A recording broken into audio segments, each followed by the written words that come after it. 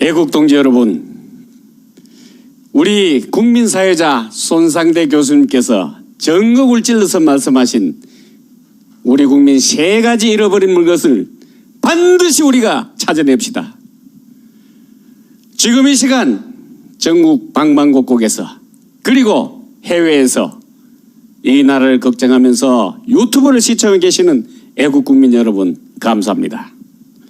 저는 안보에 대해서 몇 가지만 말씀을 드리고자 합니다. 지난번 한미 정상회담은 중공군을 격파한 92세 전쟁 영웅의 최고 훈장 수여식에 문재인이 참석한 한미동맹 복원의 상징적인 사건과 북핵과 중국의 위협에 대비해 42년 만에 풀어버린 미사일 사거리 제한 해제, 어이없는 탈원전 정책으로 세계 최고의 기술을 가진 국내 원전 산업 생태계가 급속히 붕괴되고 있는 가운데 한미가 원전 산업 협력을 논의했다는 것 자체가 우리에게는 큰 희망의 메시지였습니다.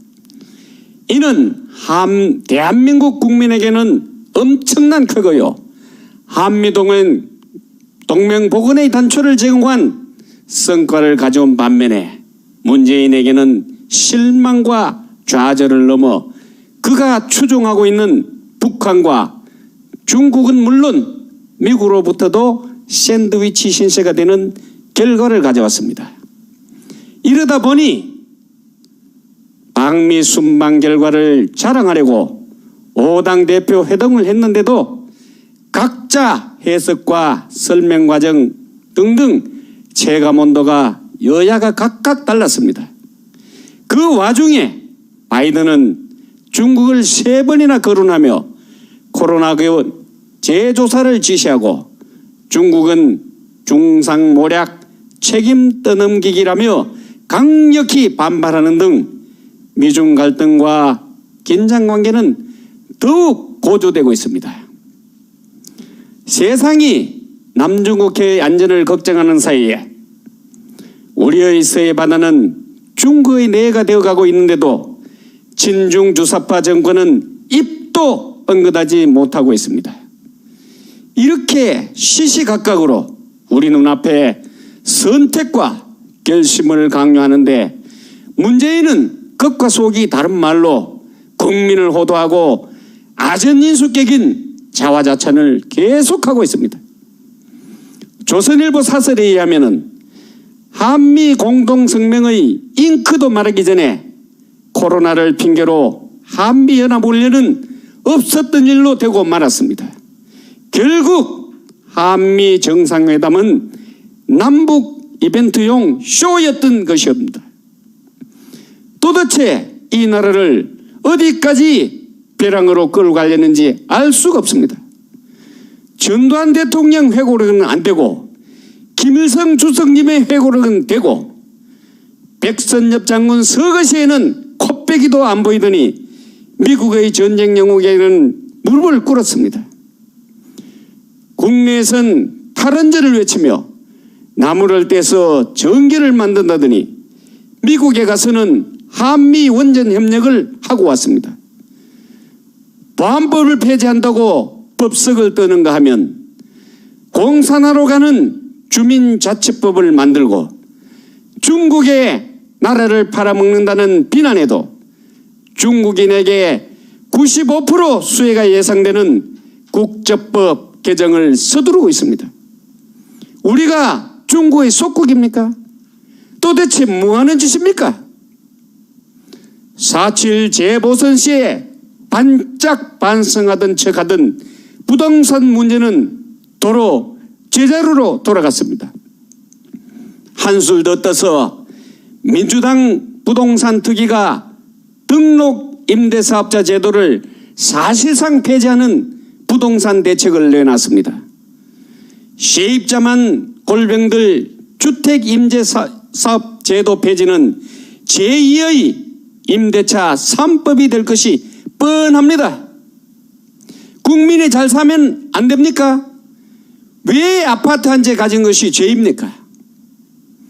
인권에 무너지는 군대를 보며 북한 인권법에는 눈 감는 작태를 보며 답답한 가슴이 무너져 내리고 있습니다. 군대가 무너지면 누구가 좋아합니까?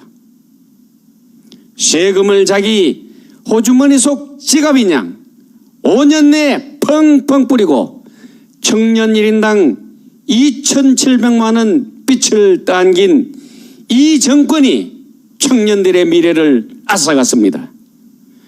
전체 국민의 70%, 2030 세대의 80%가량이 삶과 미래가 불안한 국민 불안 시대를 살아가고 있다고 통계는 말하고 있습니다.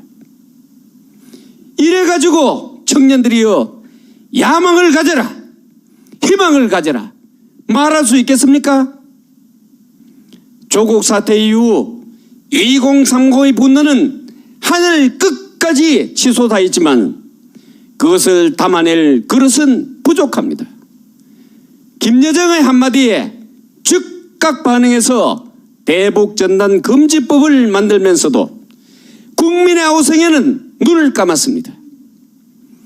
일간지에 사설 제목만 뽑아도 여기 다 나열할 수가 없습니다. 부끄럽게도 내로남불이라는 단어가 전 세계의 신조어가 된 것도 결코 우연이 아닙니다.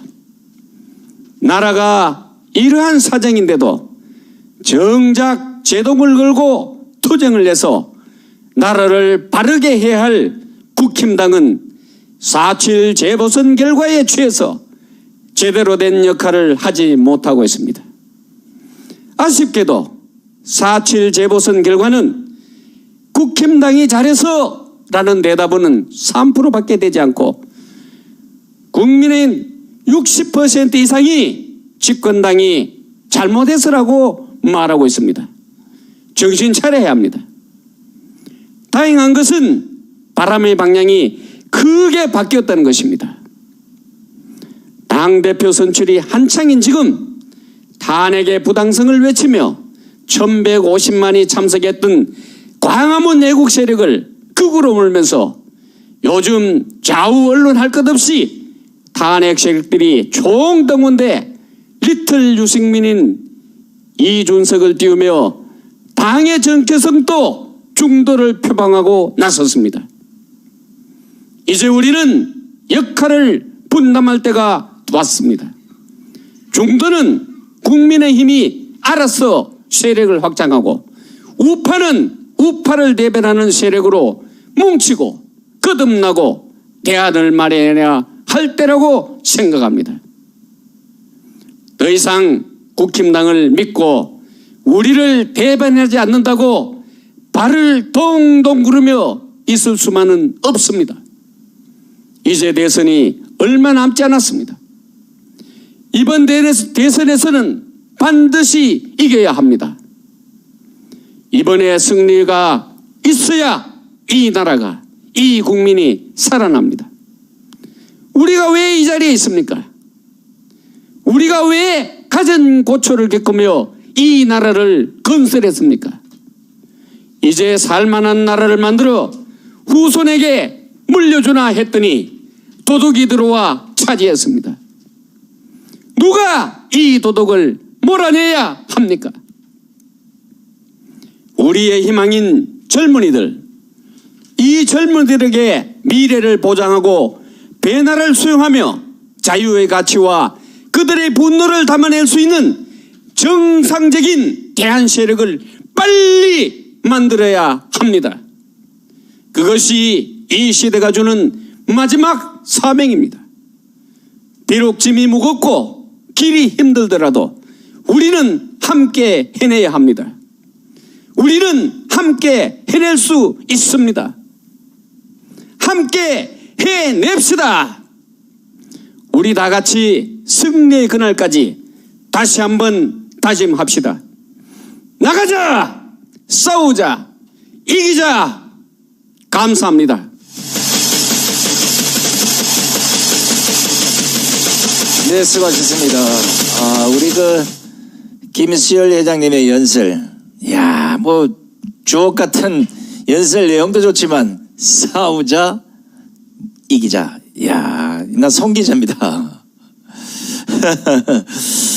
자, 아까 우리 김일주 회장님 연설 중에 우리 장애인 얘기를 하면서 약간 속어를 말씀하셨는데 청각 장애자와 시각 장애자 이렇게 표준말로 수정을 합니다. 혹시 그 내용 때문에 상처받은 우리 장애인분이 있다면 용서를 해주시기 바랍니다.